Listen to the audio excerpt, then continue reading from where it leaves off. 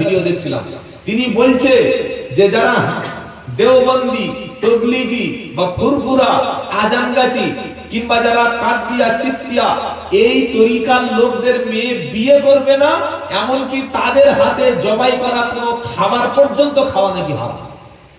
চিন্তা করতে পারছেন? মুফতি জুবের, আপনি অনলাইনে সার্চ করবেন পেয়ে যাবেন। তাহলে কারা সমাজকে বিভ্রান্ত করছে ভাই?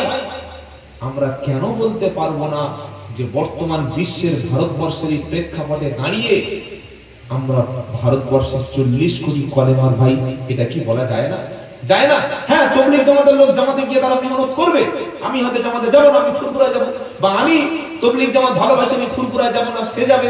একজন আজানগাজি ভালোবাসে, সে আজানগাজি বিশ্বাসের কাছে যাবে। একজন জামাত ইসলামকে ভালোবাসে, সে তার দল করবে। সব যে একসঙ্গে জবাব দিতে হবে ব্যাপারটা তা নয়। কিন্তু মুসলমান হিসাবে দেখলে সালাম দেব না, আমার মুসলমান ভাই করলে জানাজা করব না, আমার কলেমা পড়া ভাই দুঃখে কষ্টে পড়লে আমি তার সাহায্য করব না, এটা কোনো আদর্শ হতে পারে না। দিনের শেষে দেখবেন সব রাজনৈতিক নেতারা এক ঘরে বসে মিটিং করে, কি বলছেন আপনারা বলেন? একই রুমে বসে চা খায়। ওই টিভিতে সন্ধ্যাবেলা দেখবেন ঘন্টাখানেক সঙ্গে সুমন হয়, দেখেছেন কেউ? দেখেন খালি ওখানে 7টা বা 8টা বাজে দেখবেন 4-5টা কুকুর যেমন একে অপর ওই পাড়ার কুকুর এই মন্ডল পাড়া ঢুকলে এমন করে চলে যায়, মানে বুঝতে পারে মালটা এ পাড়া। কিন্তু যখন ওই ঘন্টাখানেকের সঙ্গে সুমন কেসটা শেষ হয়ে যায়, বিজেপি, তৃণমূল, সিপিএম, কংগ্রেস সব দলের নেতারা বা তাদের প্রতিনিধি একসঙ্গে বসে চা খায়। আনিল ভাই কি বলছেন? চা খায়। তাহলে আমরা তারা একসঙ্গে বসে চা খাচ্ছে, আমি একটা রাজনৈতিক দল করি, আপনি করেন আপনার দল, কিন্তু আমরা কি আমাদের ভাইদের সালাম দেব না? আমার ভাই কষ্টে পড়লে সহযোগিতা করব না? এটা যদি না করতে পারি, তাহলে আমরা সারা জীবন তেজপাতার মতো অন্য কমিউনিটির মানুষের কাছে ব্যবহার হব, আমাকে কেউ ক্ষমতা দেবে না। আমাদের জন্য আল্লাহ একটা নির্দেশনা দিয়েছেন, বলুন সুবহানাল্লাহ। কি নির্দেশ দিয়েছেন? ওয়াতাসিমু বিহাবলিল্লাহি জামিআন ওয়া লা তাফাররাকু ওয়াযকুরু নি'মাতাল্লাহি আলাইকুম ইদ কুনতুম আ'দাআন ফাআল্লাফা বাইনা কুলুবিকুম ফাআসবাহতুম বিনি'মাতিহি ইখওয়ানা। চতুর্থ পারা, দ্বিতীয় পৃষ্ঠা, 103 নম্বর লাইন, 103 নম্বর আয়াত, সূরার নাম আল ইমরান। ওয়া আতাসিমু বিহাবলিল্লাহি জামিআ। আল্লাহ পাক বলছে, উম্মত শুনে রাখো, হে বান্দা শুনে রাখো, তাবলীগ, হিজবুল্লাহ, ফুরফুরা, আজানগাছি, কাদিয়া, চিশতিয়া, লম্বা টুপি, গোল টুপি, সামান্য মিলাদ কিয়াম নিয়ে, জোরে আমি নিয়ে, বুকে হাত বাঁধা নিয়ে তোমরা মসজিদ, মাদ্রাসা, খানকা, দলিল যেন ভাগাভাগি করে, নিজেরা মাথা পাটাপাটি করে অন্য কমিউনিটির মানুষের কাছে হাসির খোরাক যেন তোমরা হয়ো না। আমি আল্লাহ তোমাদের এক করে দেওয়ার জন্য আসমান থেকে একটা কিতাব দিয়েছি, ও কিতাবের নাম হচ্ছে কোরআন। এটাকে সবাই তোমরা মজবুত করে আঁকড়ে ধরবে, মজবুত করে ধরবে। ওয়ালা তাফাররাকু, তোমরা কখনো বিচ্ছিন্ন হয়ে যেও না। একটা সংসারে 4টে ছেলে, 4টে ছেলের বউ যদি আলাদা রান্না করে, শাশুড়ি যদি আলাদা রান্না করে, শ্বশুর যদি আলাদা খায়, 4টে ছেলের বউ যায় যদি মিল মোহাব্বত না থাকে, সে সংসারে কখনো শান্তি ফিরতে পারে না, সে বাড়িতে কখনো রুজির বরকত থাকে না। তো একটা মহল্লায়, একটা গ্রামে, একটা থানার মধ্যে যদি 14-15টা দল থাকে, দলের জায়গায় দল থাকবে। কেউ যদি কাউকে সালাম না দেয়, কেউ যদি কারোর অনুষ্ঠানে না যায়, কেউ যদি কারোর বাড়িতে না যায়, মুসলমানদের মধ্যে ঐক্য করা ফরজ, আর মুসলমানদের মধ্যে ভাগাভাগি দরাদরি করা হলো হারাম। কি বলেছি আপনারা বুঝতে পেরেছেন? ঐক্য থাকা ফরজ। ছোট্ট ছোট্ট বিষয় নিয়ে দরাদরি করা। আমি যদি বলি, এই তুই কোনোদিন ইয়া নবী সাল্লাল্লাহু আলাইহি ওয়া সাল্লাম বলবি না, কেন না? বললে তুই জাহান্নামে যাবি। আচ্ছা, যদি কেউ একবার জীবনে ধরুন ইয়া নবী সাল্লাল্লাহু আলাইহি ওয়া সাল্লাম আল্লাহর নবীর সামনে বলে ফেলেছে, তাই এমনি জলসা বলবে, জাহান্নামে যাবে? এই জাহান্নামে যাবে? কাফের হয়ে যাবে?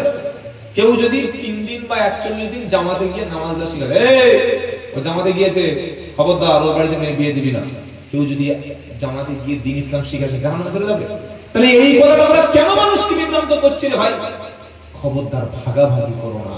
মুসলমানদের ঐক্য থাকা ফরজ, দলাদলি করে ভাগ করে দেওয়া হারাম। যে আলেম, যে বক্তা, যে হুজুর, যত বড় হুজুর আসুন না কেন, যদি সমাজের মধ্যে ডিভাইড করতে আসে তাকে কথার সাথে সাথে থামিয়ে দেবেন। হুজুর আপনি ঐক্যের কথা বলুন। গুজরাট যখন 2002 সালে নিধন হয়, 2017 সালে মায়ানমারে যখন মুসলমান কচু কাটা হয়, দিল্লি গত 4 বছর আগে যখন গণহত্যা করা হচ্ছিল, ইরাকে যখন আমেরিকা বোম্বিং করছিল, আফগানিস্তানটাকে যখন শ্মশান বানিয়ে দিয়েছিল, আজকের ফিলিস্তিন, আমরা তো শান্তির সঙ্গে বসে কোরআন শুনছি। 12 লক্ষ মুসলমান ঘর ছেড়ে, বিবি বাচ্চা সব ছেড়ে, কিচ্ছু নাই, একটা পোশাকে রাফা সীমান্তে, মিশরের পাশে রাফা সীমান্তে গিয়ে 12 লাখ মুসলমান আসমানের দিকে তাকিয়ে আছে।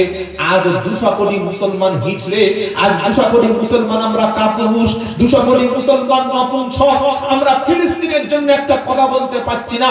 তাদের জন্য কোন মুসলমান সৈন্য পাঠানো দূরের কথা, কোন রাষ্ট্রনায়ক একটা শব্দ পর্যন্ত খরচ করছে না। ইসরায়েলের ইহুদি সৈন্যরা তারা চতুর্দিক থেকে ঘিরে ফেলেছে, বলে দিয়েছে রাফা সীমান্ত ছেড়ে তোমরা অন্যদিকে চলে যাও, তোমাদেরকে আমরা 24 ঘন্টার মধ্যে গুলি করে শেষ করে দেব। আজ ফিলিস্তিনের অসহায় নারী, অসহায় মা, অসহায় ছোট ছোট ফুলের মতো বাচ্চাগুলো তাদের উপরে বোম্বিং করে নিক্ষেপ করে জানাজা হচ্ছে না, গোসল দেওয়ার জায়গা নাই। এমন একটা হসপিটাল বাকি নাই যার হসপিটাল আছে, কোন বিশ্ববিদ্যালয় বলতে কিছু নাই, কোন মসজিদ মাজার কিছুই রাখেনি, খানকা রাখেনি, সব পুড়িয়ে দিয়েছে। খারাপ ইহুদিরা যখন বোম্বিং করে, মানুষ মারে, তখন কি জিজ্ঞাসা করেছে তুই তাবলীগ, তুই ফুরফুরা, তুই হানাফি, তুই বুকে হাত বাঁধিস, তুই জোরে আমিন বলিস, না তুই ইয়ানবী পড়িস, না তুই জামাতে যাস? এসব জিজ্ঞাসা কিচ্ছু হবে না। গোটা বিশ্বের জমিনে আজকে টার্গেট হয়ে দাঁড়িয়েছে শুধুমাত্র টুপি দাড়ি পাঞ্জাবি কলেমাওয়ালা মুসলমান। কি বলছেন বলুন? এই রকম একটা কঠিন পরিস্থিতিতে আমরা যারা এসেছি, আমাদের কিছু দায়িত্ব আছে। এতক্ষণ অনেক বক্তব্য শুনেছি, দায়িত্বগুলো পালন করুন। 1 নম্বর দায়িত্ব হলো, নিজেদের মধ্যে যদি অশান্তি হয়, থানা পুলিশ অফিসার না করে আমাদের পাড়ায় যে সমস্ত জ্ঞানী ব্যক্তি আছে তাদের কাছে বসে আমরা আলোচনা করে মিটিয়ে নেব। বলুন ইনশাআল্লাহ, বলুন ইনশাআল্লাহ। আমাদের মধ্যে যদি ভাই ভাই কোনো অশান্তি হয়, তুমি তাহাজ্জুদের নামাজে কেঁদে কি লাভ করবে যদি তোমার ভাইয়ের সঙ্গে না কথা হয়? ইসলাম বলল কোন মুসলমানের সঙ্গে যদি ঝগড়া হয়, 3 দিনের বেশি কথাবার্তা বন্ধ রাখা জায়েজ না। কতদিন? জোরে বলেন। অনেক শাশুড়ি খবর নিন, বৌমার সঙ্গে ঝগড়া করে 14 বছর কথা বলে না, বড় জায়ের সঙ্গে ছোট জা ঝগড়া করে 12 বছর কথা বলে না, বছরের পর বছর হয়ে যাচ্ছে। অথচ নবী বললেন 3 দিনের বেশি মুসলমানের সঙ্গে কথাবার্তা বন্ধ রাখা যায় না। তোমার প্রতিবেশী যদি কেউ হয়, সে যদি ক্ষুধার যন্ত্রণায় ছটফট করে, সে ভাত রান্না করেছে তরকারি নাই, তুমি একটু তরকারির বাটি ঝোল বেশি করে দিয়ে তার বাড়িতে পাঠিয়ে দাও, আল্লাহ পাক তোমার রুজিতে কখনো অভাব রাখবে না। জোরে বলুন সুবহানাল্লাহ। তোমার পাশের প্রতিবেশী হয়তো তোমার আত্মীয় স্বজন কেউ না, কিন্তু সে তোমার বাড়ির পাশে বাস করে, ওর বিবি অসুস্থ, রাত্রিবেলা কান্নাকাটি করছে, তার বাড়িতে গাড়ি নাই, তোমার বাড়িতে গাড়ি আছে, তুমি গাড়িটা নিয়ে একটু হসপিটালে নিয়ে যাও, একটু চিকিৎসার জন্য সহযোগিতা করো। তুমি বিপদে পড়লে আল্লাহ তোমাকে উদ্ধার করে দেবে, কোনো বিপদ দেবে না। বলুন সুবহানাল্লাহ। এটা আমাদের আদর্শ হওয়ার দরকার ছিল, কিন্তু সেটা আমাদের নাই। আমাদের মধ্যে এত হিংসা, এত মারামারি, একটা ডাক্তার আরেকটা ডাক্তারকে দেখতে পারে না, একটা হুজুর আরেকটা হুজুর দেখতে পারে না, একটা ইমাম সাহেব আরেকটা ইমাম সাহেব দেখতে পারে না। এই হিংসা নিয়ে আপনি নামাজ পড়ে কি করবেন? সেজন্য প্রথমে যে আয়াত শুনিয়েছিলাম, অন্তরের উপরে কিয়ামতের দিন বিচার হবে, আমলের উপরে নয়। কিসের উপরে? ইয়াউমা লা ইয়ানফাউ মালু ওয়ালা বানুন ইল্লা মান আতাল্লাহা বিকলবিন সালিম ওয়া উযলিফাতিল জান্নাতু লিল মুত্তাকিন। আপনারা কি বাড়ি যাবেন না?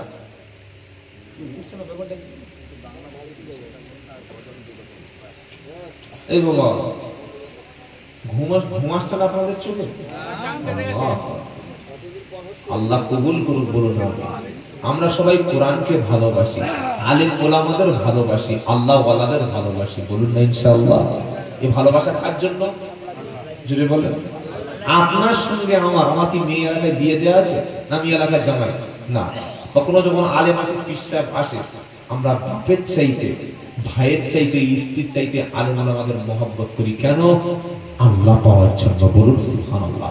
এই মহব্বতটা দুনিয়ায় নয়, এটা আখিরাতে এই মহব্বত কাজে লাগবে, বলুন না সুবহানাল্লাহ। তো এই মহব্বত অন্তর থেকে হয়, ভালোবাসা করতে হয় অন্তর থেকে। তো আল্লাহ পাক কি বলছে? কিয়ামতের দিন বিচার হবে কিসে?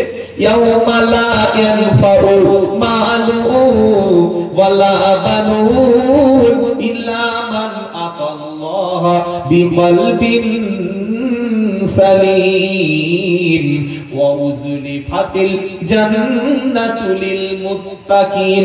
মাল এবং সম্পদ, ছেলে মেয়ে, জমি জায়গা, এগুলো কোনো কাজে লাগবে না।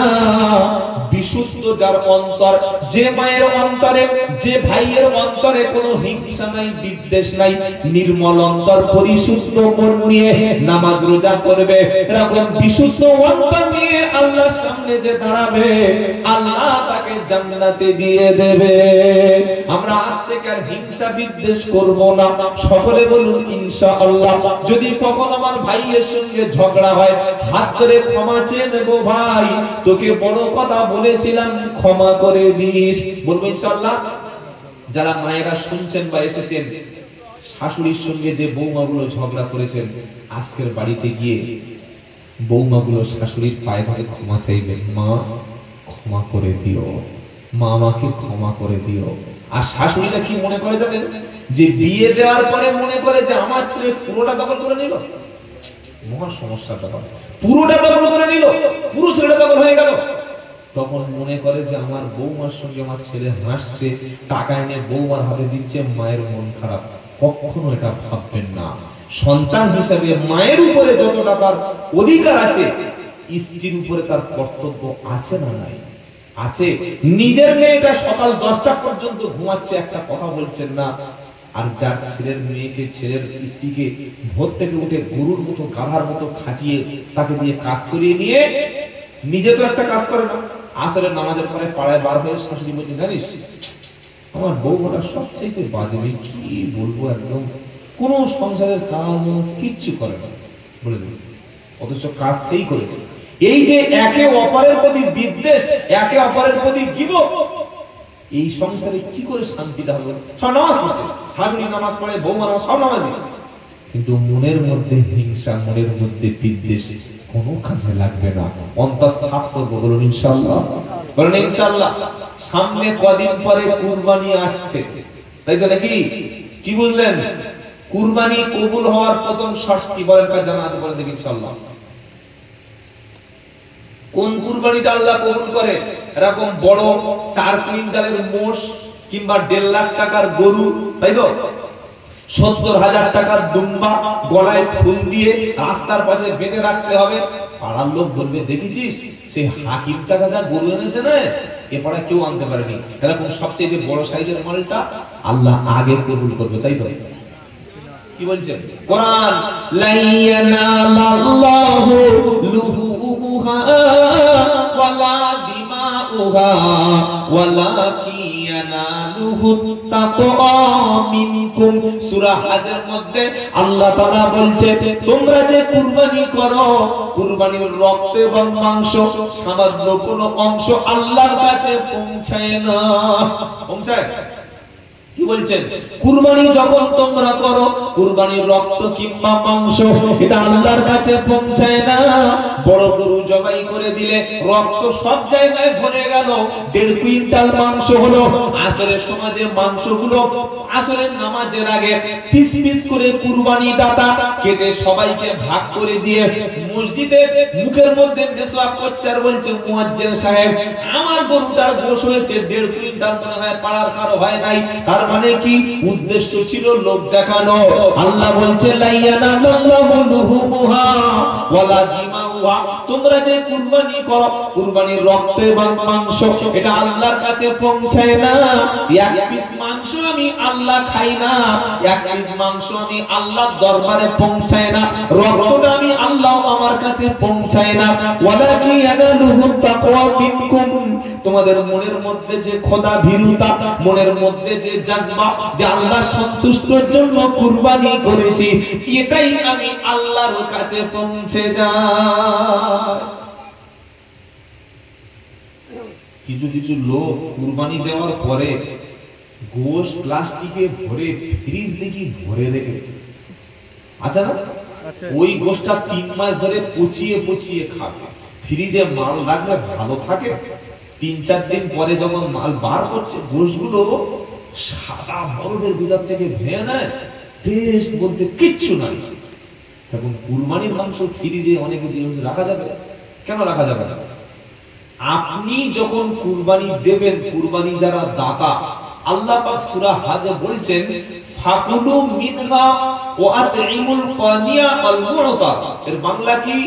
কুরবানি যে দিয়েছো ওই মাংস বা গোশতটা তোমরা খাও, এবং যারা তোমাদের কাছে হাত পাচ্ছে ফকির মিসকিন অথবা তোমার আত্মীয় স্বজনের মধ্যে যাদের উপরে তোমার হক রয়েছে তাদের দাও, তাদের দাও। মুস্তাহাব তরিকা কোনটা? নিজে খাওয়া, আত্মীয় স্বজনকে একটা ভাগ দেওয়া, আর ফকির মিসকিনকে কুরবানির মাংস দিয়ে তার মুখেও হাসি ফোটানো। ইসলাম কোন ধর্ম? আপনি 90,000 টাকার কুরবানি পশু দিলেন, এই 90,000 টাকার কুরবানির গোশত ধরুন 90 কেজি হলো, 90 কেজি সব আপনার না 3টে ভাগ হয়ে গেল? ভাই কটা ভাগ? এতিম মিসকিন একটা পেল, আত্মীয় স্বজনের বাড়িতে বাড়িতে একটা গেল, আর আমার হাঁড়ি আর ফ্রিজে একটা ভাগ থাকলো। তার মানে কি 90,000 টাকা দিয়ে কত হাজার টাকার মাংস আমি পেলাম? 30,000 টাকা। বাকি 60,000 কোথায় গেল? গরিব মিসকিন দুস্থ এতিম অসহায়দের কাছে। আর কিছুদিন পরে দেখবেন সোশ্যাল মিডিয়ায় কিংবা বিভিন্ন জায়গায় বলবে, ইস এরা পশু হত্যা করছে, জানিস, বড় বাজে জিনিস, পশু হত্যা করছে। কি হত্যা? গোহত্যা।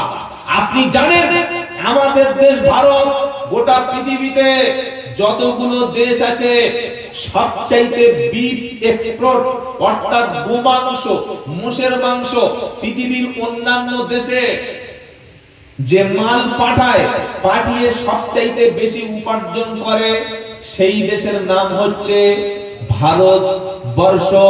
কিছু মুসলমান গরুর মাংস পছন্দ করে, তাই অনেক ব্যক্তি বলতে শুরু করে যে এরা প্রাণী হত্যা করছে, গোহত্যা করছে। তোমরা যারা কসাইখানায় গরু মাংস জবাই করে ব্রাজিলে, আমেরিকায়, ইউরোপে, কানাডায়, জাপানে, অস্ট্রেলিয়ায়, চায়নায় ভারত গোমাংস রপ্তানি করছো, ওই তখন তো তোমার গরুর প্রতি কোনো মায়া মহব্বত থাকে না। গরুর সময় বলা হচ্ছে হত্যা, আর মুরগিটার সময় জবাই করার সময় মুরগির কষ্ট হয় না? ছাগলটা কষ্ট হয় না? পাঁঠাকে যখন বলি দেওয়া হয় কুচি কুচি পাঁঠা, তখন পাঁঠার কষ্ট হয় না? কি বলছেন? এটা বিশেষ একটা জাতিকে উদ্দেশ্য করে। তবে আমাদেরকে সাবধানে থাকতে হবে। বাংলা শান্তির বাংলাকে রক্ষা করার দায়িত্ব শুধু হিন্দু নয়, মুসলমানদেরও, হিন্দুদের উভয়কে। পুলিশ প্রশাসন কি করবে? আমরা নিজেরাই যদি অশান্তি করি, পুলিশ কি করবে বলুন? কুরবানির সময় অনেক মুসলমান দেখেছি কুরবানির পশুর রক্ত মাখা এই সমস্ত যে কুরবানির ছবিগুলো সোশ্যাল মিডিয়ায় ভালো করে ছবি পোস্ট করে বলছে এই গরু জবাই করে হাতে ছুরি নিয়ে এতগুলো রক্ত হয়েছে। কেন এটা করলেন? আপনি তো ভুল করলেন। এটা তো গোপনে করতে হয়। আপনার পশুর রক্তটা, ছবিটা একটা হিন্দু মানুষ সে গরুকে দেবতা মনে করে, দেবতা হ্যাঁ কিনা সেটা সে প্রশ্নে আসছে না, তো দেবতা মনে করে। তো আপনি যখন গোমাংসের ছবিটা রক্ত নিয়ে সোশ্যাল মিডিয়া পোস্ট করছেন, তার অনুভূতিটা আঘাত লাগছে না, লাগে না? এটা তো ইসলাম কখনো এই কথা আপনাকে বলেনি। মুসলিম পাড়া থেকে গরুর মাংস নিয়ে বা মোষের মাংস নিয়ে দিতে যাচ্ছে, কতগুলো ভালো করে শুনে রাখবেন, এই নিয়ে প্রচুর অশান্তি হয়। নিয়ে যাচ্ছে আত্মীয় স্বজনের বাড়িতে গরুর মাংস দিতে, এমন ভাবে প্লাস্টিক গুলো করে নিয়ে যাচ্ছে, রাস্তায় দেখি কুরবানির দিন এখানে দুটো ওখানে দুটো পড়ে আছে। এটা হয় না? হয় না? একটা অমুসলিম পাড়ায় যদি ওই গরুর মাংস পড়ে থাকে আর কুকুর টেনে নিয়ে যদি কোনো মন্দিরে বসে বসে খায়, যারা ভারতবর্ষে বা শান্তির বাংলায় শান্তিতে থাকুক মুসলমান হিন্দু এরা চায় না, তারা তো সঙ্গে সঙ্গে বলবে যে মুসলমানরা গরুর মাংস নিয়ে মন্দিরে ফেলে গেছে, বলতে পারে না। তাহলে আমাদের উচিত আমাদের সম্প্রতি নিজেদের সাবধানে থাকা। আমরা অসাবধানতা অবলম্বন করি, নিজেদের বিপদ আমরা নিজেরা ডেকে আনি। তাই কুরবানির মাংস আমরা যারা ফ্রিজে রাখি, চেষ্টা করবেন বেশি করে গরিব মিসকিন অসহায় দুস্থদেরকে দিয়ে দেওয়া। আর ধনী লোকের বাড়িতে বড় বড় গরুর মাংস মাথা পাড়া বসায় চলে যাবে, আর এতিম মিসকিন ফকির হাত পাতবে অল্প অল্প করে। এটা কখনো কোনো ভালো মানুষের কাজ হতে পারে না। ছোট্ট একটা ঘটনা বলে আমি বক্তব্য শেষের দিকে চলে যাব। নবী ইব্রাহিম আলাইহিস সালাম তিনি স্বপ্ন দেখেছিলেন কুরবানির কথা। জানেন না? ইব্রাহিম নবী স্বপ্ন দেখে কুরবানি করে। আমাদের স্বপ্ন নবীর স্বপ্ন এক বলে? আমাদের স্বপ্ন ভুল হতে পারে, নবীদের স্বপ্ন ভুল হতে পারে না। ইব্রাহিম নবী স্বপ্ন দেখলো, আল্লাহ পাক বলল ইব্রাহিম তুমি তোমার সন্তানকে জবাই করো। আল্লাহ বলছেন যে জবাই করো, আল্লাহর নির্দেশ। কি বলবে না বলবে? আমাদের আল্লাহ বলছে তোমরা তোমার সন্তানদেরকে জবাই করো। আল্লাহ যদি নির্দেশ দিতেন যে বড় ছেলেদের কুরবানি করতে হবে, আমরা তো মুসলমান কোনগুলো মনে হচ্ছে দরকার নেই বাবা, ওসব আল্লাহর কথা মানা দরকার নেই। খালি দাড়ি রাখতে বলেছে, রাখে না বউয়ের ভয়। কিসের ভয়তে বলো? যারা দাড়ি কেটেছেন আমি আপনাদের সম্মান জানিয়ে বলছি, হয়তো জানেন না, অধিকাংশ মানুষ দাড়ি কাটে বিবির ভয়ে। কেন? দাড়ি রাখলে হুজুর রাখা যায়, কিন্তু তোমার ভাবিটা একটু অন্য কোয়ালিটি। কি ভাবি খ্রিস্টান মেয়ে? না। কি বলছো? হিন্দুর মেয়ে? না। কাওরার মেয়ে? না। বাগদি? বুঝে না। হাজি সাহেবের মেয়ে। তো হাজি সাহেবের মেয়ে যদি তোমার স্ত্রী হলো, তো তুমি দাড়ি রাখার সময় হাজি সাহেবের মেয়ে বাধা দিচ্ছে কেন? না, উনি পছন্দ করে না। যে মেয়ে দাড়ি পছন্দ করে না ওই মেয়েটার বিয়ে করেছেন কেন? যুবকদের বলছি ভাই, যারা বিয়ে টিয়ে করনি, বিয়ের আগে অন্তত 2 ইঞ্চি করে দাড়ি রাখো, যাতে পাপিষ্ট মেয়েগুলো তোমার জীবন থেকে সরে যায়। মনে রাখবেন, এই দাড়িটার সবচাইতে বড় ফজিলত হলো ঈমানের সঙ্গে মৃত্যু হওয়ার সম্ভাবনা 99%। বলুন সুবহানাল্লাহ। আমি আব্দুল্লাহ জুবায়ের যেদিন কবরে চলে যাব, আপনারা যেদিন কবরে চলে যাবেন, কবরে বুকের উপরে একটা করে আধার কার্ড দিয়ে দেওয়া হয় নাকি? PAN card? কবরে Aadhaar card, ration card, PAN card থাকে না। একটাই মাত্র সিম্পল মুসলমানদের কবরে থাকবে, সেটা হলো বিশ্ব নবীর নূরানি দাড়ি। জোরে বলুন না সুবহানাল্লাহ। আমরা সিদ্ধান্ত করব যে হিজাবওয়ালা কোরআনওয়ালা মেয়ে ছাড়া বিয়ে করব না।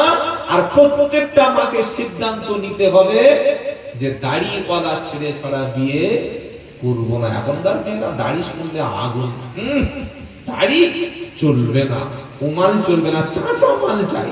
কেন? দাড়িটা নাকি বয়স বেশি লাগে। আমি বলি ভাই, দাড়ি রাখলে যদি বয়স বেশি লাগে, দাড়ি চেঁচে দিলে যদি বয়স কম লাগে, বাচ্চা লাগে, তাহলে তো দাঁতটা ফেলে দিলে আরো কম বয়স লাগবে বাচ্চাদের। কি দাঁতটা ফেলে দেওয়া দরকার? দাড়ি মানুষের সম্মান বাড়িয়ে দেয়। বলুন সুবহানাল্লাহ। দাড়ি মানুষকে কখনো অসম্মান করে না। সকলে দাড়ি রাখবো। ইব্রাহিম নবী স্বপ্নে দেখলেন জবাই করছে, তিনি ছেলেকে বললেন, কোরআন শোনাচ্ছে, অনাদাই রব্বি হাবলি মিনাস সালিহিন ফাবাশশারনাহু বিগুলামিন হালিম। ইব্রাহিম বললেন, আল্লাহ আমাকে ছেলে দাও। বৃদ্ধ বয়সে দোয়া করছে। ছেলে মেয়ে কে দিতে পারে বাবা? আল্লাহ। কবর জিয়ারত করবেন, সুন্নাত, সওয়াব হবে। কোন কবরের পাশে গিয়ে যেন সন্তান চাইবেন না, কবরের উপরে সেজদা দেবেন না, কবরে মান্নত করবেন না, চাদর চাপাবেন না। আহলে সুন্নাতুল জামাত যারা আমরা ভালোবাসি, যারা হাক্কানি ওলিদের ভালোবাসি, হাক্কানি পীরদের কবরে কোনোদিন ছাগল যায় না, হাক্কানি পীরদের কবরে কোনোদিন কেউ গরু মান্নত করে না, হাক্কানি পীরদের কবরে নারীদের সেজদা হয় না, হাক্কানি পীরদের কবরে কোনোদিন গান বাজনার অনুষ্ঠান হয় না। সেজন্য করে আমাদের ঈমানটা মজবুত রাখতে হবে। যারা খাঁটি পীর, হাক্কানি পীর, তাদের ওসিলায় গোটা ভারতবর্ষে ইসলাম প্রচার হয়েছে। জোরে বলুন না সুবহানাল্লাহ। তো আমরা যদি আল্লাহর ওলিদের কবরের কাছে যাই, গিয়ে দোয়া করব, আল্লাহ এই কবর ব্যক্তি যিনি শুয়ে আছেন আল্লাহর ওলি, তার সম্মান মর্যাদা বাড়িয়ে দিন, ওলির আদর্শ আমাদের জীবনে আনার তৌফিক দিন। কখনো কোনো স্ত্রীকে নিয়ে, নারীকে নিয়ে কবরে যাবেন না। আজমির শরীফে যাচ্ছে নিজের স্ত্রীকে নিয়ে। ইদানিং কালে আমি সেদিন দেখেছি ফুরফুরা শরীফে অনেক মুসলমান বিভিন্ন এলাকা থেকে বিবি নিয়ে যাচ্ছে। যদি নিয়ে যান, আপনার স্ত্রীকে কখনো মাজারের সামনে দাঁড় করাবেন না, ঈমান নষ্ট হয়ে যাবে। কারণ দাদা হুজুর রাহমাতুল্লাহ আলাইহি ছিলেন খাঁটি ওলি, তাই তার মাজারের পাশে পরিষ্কার করে লেখা আছে মহিলাদেরকে জিয়ারত করানোর জন্য আনবেন না। এটা বানিয়ে বলছি না, লেখা আছে। কি বলছেন? তাহলে আপনার স্ত্রীটা কি করে যাচ্ছে কবরের কাছে, গিয়ে সেখানে হাত তুলে দোয়া করছে। আজমির শরীফে আপনার স্ত্রীকে নিয়ে আপনি দোয়া করছেন, আপনার স্ত্রীও আজমির শরীফে খাজা মহিউদ্দিন চিশতি আল্লাহ রহমাতুল্লাহর ওলির কাছে গিয়ে স্ত্রীটা কি করে দোয়া চাইছে। কোন কবরের উপরে কোন নারী গিয়ে সেজদা করা, দোয়া করা, সেখানে চুম্বন খাওয়া, কবর দেখলে মাথা নিচু করে সালাম করা ইসলামে জায়েজ নাই। বরং আল্লাহর কাছে সেজদা দেব, আল্লাহর কাছে সহযোগিতা চাইব, সবকিছু দিতে পারেন আল্লাহ। ইব্রাহিম আলাইহিস সালাম যখন ছেলে চাইলেন, আল্লাহ বলছেন ফাবাশশারনাহু বিগুলামিন হালিম, আমি একটা নেক সন্তানের সুসংবাদ দিলাম। বলুন সুবহানাল্লাহ। ছেলের বয়স কত? 13-14। বাপের সঙ্গে হাঁটতে চলতে শুরু করছে। ইব্রাহিম নবী স্বপ্ন দেখছে ছেলেকে জবাই করে। সকালবেলা উঠে ভাবছে কি করে বলি, কি হলো? পরপর কয়েকদিন দেখলো। তারপরের দিন বিবি হাজেরার কাছে গিয়ে বলছে, হাজেরা বললে কি? বললে বাচ্চাকে ছেড়ে দাও, আমি বাচ্চাকে নিয়ে চলে যাচ্ছি। শয়তান কানে কানে গিয়ে বলল, হাজেরা বাচ্চাকে তুমি কোথায় পাঠাচ্ছ? তোমার বাচ্চাকে ইব্রাহিম জবাই করবে। এই কথা যখন শয়তান হাজেরার কানে কানে বলল, ওই সময় হাজেরা বলল কোনদিন বাপ তার সন্তানকে জবাই করতে পারে? শয়তান হাজেরাকে কাঁদতে কাঁদতে বলল, হাজেরা আল্লাহ নির্দেশ দিয়েছে সন্তানকে জবাই হবে। ওই সময় হাজেরা বলল, শয়তান তুমি কি আমি দূরে সরে যাও, নিশ্চয়ই তুমি ইবলিস শয়তান। আল্লাহ যদি নির্দেশ দেয়, আমি হাজেরার মা অবশ্যই ইসমাইলকে 100 বার আল্লাহর রাস্তায় কুরবানি করে দেব। শয়তান দেখছে যে হাজেরার কাছে ফিরে উঠলাম না, এবারে গিয়ে ইসমাইলের কাছে ধোঁকা দিচ্ছে, ইসমাইল তুমি তোমার বাপের একমাত্র পুত্র, তোমার আম্মা তোমাকে জবাই করতে নিয়ে যাচ্ছে, তুমি সেই দিকে কেন যাচ্ছ বলো? ইসমাইল আলাইহিস সালাম বলল, কে তুমি? বলল, আমি তোমার উপদেশ দিচ্ছি, তোমার ভালো চাই, তোমার আম্মা তোমাকে জবাই করবে। ইসমাইল আলাইহিস সালাম বলল, শোন, পৃথিবীর কোন বাপ তার সন্তানকে কখনো জবাই করতে পারে না। শয়তান বলল, আল্লাহ তোমার বাপকে স্বপ্নে দেখিয়েছে, নির্দেশ দিয়েছে তোমাকে জবাই করার, এটা আল্লাহর আদেশ। ইসমাইল আলাইহিস সালাম আল্লাহর আদেশের কথা শুনে বলল, আমার আল্লাহ যদি আদেশ দেয়, আল্লাহ যদি নির্দেশ দেয়, আমি ইসমাইল অবশ্যই কুরবানি করে আমার আল্লাহকে রাজি করতে রাজি আছি। জোরে বলুন সুবহানাল্লাহ। শয়তান ইব্রাহিমকে বলল, ইব্রাহিম তুমি কি করছো? ছেলেকে কোন দিকে নিয়ে যাচ্ছ? বৃদ্ধ বয়সে এই কাজটা কেন করছো? ওই সময় 3টি জায়গায় 3 বার পাথর ছুঁড়ে মেরেছিল। আজ হাজী সাহেবরা হজে গিয়ে শয়তানকে পাথর জোরে বলেন ছুঁড়ে মারে। ইসমাইলকে নিয়ে যাচ্ছে, যাওয়ার সময় ছেলের সঙ্গে বাপের কথা হচ্ছে। 90 বছরের বৃদ্ধ ইব্রাহিম আর ইসমাইলের বয়স 13 কিংবা 14 কিংবা 15। আল্লাহ নবীদের চেহারা আল্লাহ সবচাইতে পৃথিবীতে সুন্দর বানিয়ে দেয়, বলুন সুবহানাল্লাহ। কোন নবী টেরা, কোন নবী বেটে, কোন নবী খাটো, কোন নবী হ্যান্ডিক্যাপ, কোন নবী শারীরিকভাবে অক্ষম, এমন কোন নবী ছিল না। সবচাইতে সুন্দর চরিত্র এবং আকলাক দেখতে ভালো আল্লাহ নবী করে পাঠিয়ে দেয়, আর নবীদেরকে সবচাইতে উচ্চ বংশে আল্লাহ পাঠিয়ে দেয়। জোরে বলুন সুবহানাল্লাহ।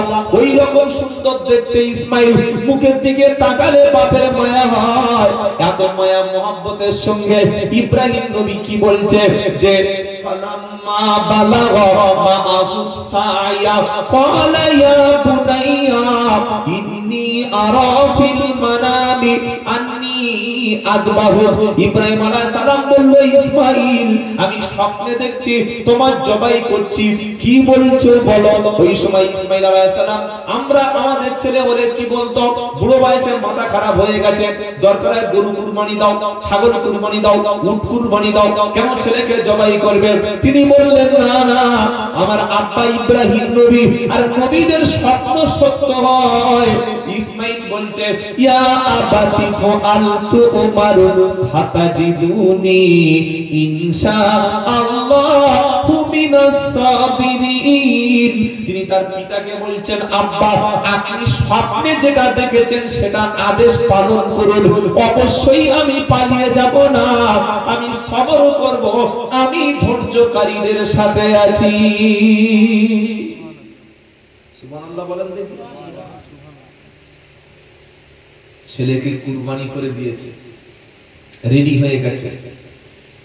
ইসমাঈল আলাইহিস সালাম বলছে, আব্বা আমি সবর করব, আব্বা আমি ছুটে পালাবো না, আমার কুরবানির আগে আব্বা হাতটা ভালো করে বেঁধে ফেলুন, আমার শরীরের সাদা যে পাঞ্জাবি পোশাকটা, এটা কুরবানির পরে যখন রক্ত লেগে যাবে, এই পোশাকটা নিয়ে আমার গর্ভধারিণী মায়ের কাছে পৌঁছে দিয়ে বলবেন যে তোমার ছেলেকে আল্লাহ কবুল করে নিয়েছে। জোরে বলুন সুবহানাল্লাহ।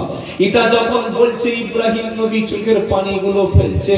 পৃথিবীর যত যাই হোক, বাপ তার সন্তানের গায়ে কখনো মশা বসতে দেয় না। বাপ গরমের সময় খালি পায়ে হাঁটে, কিন্তু সন্তানকে কোলে করে রাখে। যে বাপ এত ভালোবাসে, সেই বাপ ঝরঝর করে কাঁদছে। ইসমাঈল বলছে, আব্বা ছুরি খুব ভালো করে ধার দিয়ে নেবেন, যাতে জবাই করার সময় মোটে আপনার কষ্ট না হয়। কারণ আমি যদি ছটফট করি, আমি যদি জবাই করতে গিয়ে ছিটকায় হাত পা নাড়ি, হয়তো আল্লাহ অখুশি হবে যে ইসমাঈল রাজি ছিল না। ছুরিটা ভালো করে ধার দিয়ে নাও। আব্বা আমি যখন জমিনে শুয়ে পড়ব, আমি গলাটা মুখটা উপরের দিকে করব না, কারণ আমার চেহারার দিকে আপনার মুখ করলে আর আপনি জবাই করতে পারবেন না। বেটার গলায় কখনো বাপ ছুরি চালাতে পারবে না। আব্বা গো, যখন জবাই হবে কোন জায়গায় নিয়ে যাবে বলো, পাহাড়ের কোন পাদদেশে নিয়ে যাবে, আমার মুখটা নিচের দিকে করে দেবে, আর ঘাড়ের দিক থেকে তুমি জবাই করবে। অন্তত আমার চেহারাটা দেখে যেন তোমার মনের মধ্যে কোনো মায়া না আসে। এটা যখন বলছে, ইব্রাহিম নবী কাঁদছে, ছুরিটা বার করেছে, শুইয়ে ফেলে দিয়েছে, হাত দুটো বেঁধে ফেলেছে। ওই সময় ইসমাঈল আলাইহিস সালাম চুপচাপ হয়ে গেছে। আকাশের ফেরেশতারা বলছে, আল্লাহ ইব্রাহিমের প্রতি কি কঠিন পরীক্ষা হচ্ছে, আল্লাহ কিছুই বুঝতে পারছি না। আল্লাহর পরীক্ষা অন্যরকম, আল্লাহর কৌশল, আল্লাহর খেলাটাও অন্যরকম। আল্লাহ জিবরাইলকে বলছে, জিবরাইল রে, আর সামান্য সময়টুকু ব্যয় করিস না। 40টা বছর ধরে যে দুম্বাটা জান্নাতে অপেক্ষা করছিল, ওটা ইসমাঈলকে যখন ছুরি চালাবে কাটবে না, ওটাকে তুলে নিয়ে দুম্বাটা ফেলে দিবি, আর ইসমাঈলের গলায় ছুরি টানলে কেটে যাবে। তাফসীরে মাযহারির মধ্যে আল্লামা সানাউল্লাহ হক পানিপতি রাহমাতুল্লাহ আলাইহি লিখছে, তাফসীরে মাযহারি সূরা সাফফাতের তাফসীর, এই ইব্রাহিম আলাইহিস সালামের ঘটনা। যখন বিসমিল্লাহ আল্লাহু আকবার বলে ইব্রাহিম আলাইহিস সালাম ভেবেছে, আমার নিজের ছেলেকে নিজে জবাই করে রক্ত বার হয়ে যাবে, আমি আল্লাহকে খুশি করার জন্য ছেলের রক্তটুকু আল্লাহকে দিতে পারবো। চোখে কাপড় বেঁধে ভালো করে বিসমিল্লাহ বলে, ঈমানের শক্তিতে, মনের শক্তি নয় বরং ঈমানের শক্তিতে, বৃদ্ধ মানুষ যখন ছুরিটা গলায় টানছে, আল্লাহ পাকের ফেরেশতারা ইসমাঈল আলাইহিস সালামের গলায় তামার লোহার পিতলের পাতের মতো গলাটা শক্ত করে দিয়েছে। ছুরি টানছে অথচ কাটছে না। জোরে বলুন সুবহানাল্লাহ। ইব্রাহিম আলাইহিস সালাম ভাবছে যে মনে হচ্ছে মায়া মোহাব্বত আমাকে পেয়ে বসেছে, আজকে যদি আমার ছেলেকে জবাই করতে না পারি, আমার আল্লাহকে আমি রাজি করতে পারবো না। আল্লাহ স্বপ্নে যেটা দেখেছে আমি আল্লাহকে খুশি করতে পারবো না। আবার তিনি বিসমিল্লাহ বলে ছুরি টানছে, কাটছে না। বারবার যখন হচ্ছে না, আল্লাহ পাক শোনাচ্ছে, ফালাম্মা আসলামা ওয়াতাল্লাহু লিল জাবিন। বাপ বেটা দুজনে ছেলেকে যখন কাট করে শুইয়ে দিল, ছুরি যখন টানলো জবাই করছে, বারবার কাটছে না, উপর থেকে ইব্রাহিম আওয়াজ শুনতে পেল, ওয়ানাদাইনাহু আই ইয়া ইব্রাহিম। আমি ডাক দিয়ে বললাম, এ ইব্রাহিম, কত সাদাকতা রুয়া, নিশ্চয়ই তুমি তোমার স্বপ্ন যেটা দেখেছো বাস্তবে রূপ দিয়েছো, বাস্তবে পরিণত করেছো। ইন্না কাযালিকা নাজজিল মুহসিনিন, আমি মুহসিন ব্যক্তিদেরকে এইভাবে আল্লাহ পুরস্কৃত করে থাকি। জোরে বলো সুবহানাল্লাহ। পিছন দিকে তাকিয়ে দেখে দুম্বা, তখন দুম্বাটা বলল আল্লাহু আকবার, আল্লাহু আকবার। ইসমাঈল আলাইহিস সালাম বলল আল্লাহু আকবার, আল্লাহু আকবার। ফেরেশতারা বলল আল্লাহু আকবার, আল্লাহু আকবার। আর ইব্রাহিম নবী বলল আল্লাহু আকবার, আল্লাহু আকবার। দুম্বা যখন ফেলে দিল, বিসমিল্লাহ আল্লাহু আকবার বলে দুম্বাটা জবাই হয়ে গেল। আল্লাহ বলল ইব্রাহিম ওয়াফাদাইনাহু বিযিবহিন আযীম, তোমার আমি আল্লাহ এই কুরবানির পশু দিয়ে আমি আল্লাহ বিশাল বড় একটা পশু দিয়ে আমি আল্লাহ ওই ইসমাইলের পরিবর্তে আমি কুরবানি কবুল করে নিলাম। আর আমি ইব্রাহিমের উম্মতের জন্য কিয়ামত পর্যন্ত কুরবানির সিলসিলা জারি রেখে দিলাম। এই বাবাজিরা শোনানোরা, শুধুমাত্র পশুর কুরবানি দিয়ে লাভ নাই যদি আমার চরিত্রের মধ্যে পশুর চরিত্র থাকে। গরুকে বেকার বেকার শুইয়ে লাভ কি আছে যদি আমি ওই গরুর মতো দাঁড়িয়ে পেচ্ছাপ করি? গরুকে জবাই করে রক্ত দেখিয়ে কি লাভ আছে যদি গরুর মতো আমি ওই রকম ফরজ গোসলটা না করি? গরুর মতো যদি বাপ মার সঙ্গে ভালো আচরণ না করি? শুধু গরু জবাই করে লোক খাইয়ে কোনো লাভ হবে না। কুরবানির সাথে সাথে আমরা সবচাইতে বড় কুরবানি দেব, সেটা হচ্ছে আমরা আল্লাহর জন্য নিজের মূল্যবান সময় থেকে দিনে 5 বার 5 ওয়াক্ত নামাজ পড়ব ইনশাআল্লাহ। ইনশাআল্লাহ বলে, কারণ নামাজ নাই যার কুরবানি কবুল হবে না। নামাজ যে পড়ে না তার কুরবানি নাই। যে নামাজ পড়ে সে ছাগল দিলেও আল্লাহ কবুল করবে, আর বেনামাজি যদি 500 উট কিনে দেয় ওটা কবুল হবে না। আল্লাহ আমাদের সবাইকে কুরবানির মধ্যে শরীক হয়ে যাওয়ার তৌফিক দান করুন, আমিন। একা না পারেন একটা গরুতে কিংবা মহিষ কিংবা উটে 7টা পর্যন্ত ভাগ করা যায়। মনে থাকবে ইনশাআল্লাহ, মনে থাকবে ইনশাআল্লাহ। অনেকে কি করে, যার যিনি সম্পদের মালিক বা যে কুরবানি দাতা তার নিজের নামটা দেয় না, বলে আমার বাপ মরে গেছে, দাদা মরে গেছে, নানি মরে গেছে, শাশুড়ি ফুশাশুড়ি ভাড়াবাই মরে গেছে, আমার 6টা নাম হয়ে গেছে, আরেকটা নাম কারণ বলে আমার ছেলের নাম। তোমার নাম? বলছে আমার নাম দেওয়ার দরকার নেই। কুরবানি হলো আদা হলো কি করে? যিনি কুরবানি দাতা, যিনি সম্পদের মালিক, অবশ্যই তিনি তার নামটা যেন থাকে, এবং তিনি কি বলবেন, আমি কুরবানি দিচ্ছি আমার পরিবারের পক্ষ থেকে। আমরা কি বলি? বাপের নামে, মায়ের নামে, শাশুড়ির নামে। নাম শুধু একজনের নামে হবে, সেটা কার নামে? আল্লাহর নামে। আল্লাহ ছাড়া অন্য কারোর নামে কুরবানি করা হারাম। আমরা শব্দ একটা ভুল বলি, বাপের নামে, তো মায়ের নামে না। এটা আমরা বলবো যে বাপের জন্য বা বাপের পক্ষ থেকে, আমার ছেলেদের পক্ষ থেকে, আমার ফ্যামিলির জন্য আমি কুরবানি করছি। কথা মনে থাকবে ইনশাআল্লাহ। আল্লাহ আমাদের সবাইকে কুরবানিগুলো কবুল করুন, সকলে বলুন আল্লাহুম্মা আমিন। এই যে এতক্ষণ আলোচনা হলো, বিভিন্ন কথা আমরা শুনলাম, এই জলসাটা এবছর শেষ হয়ে যাবে না সামনের বছর আর একবার হওয়ার ইচ্ছা আছে? হবে? আচ্ছা, হবে না কারা কারা তাই হাত তুলুন। ইনশাআল্লাহ হবে।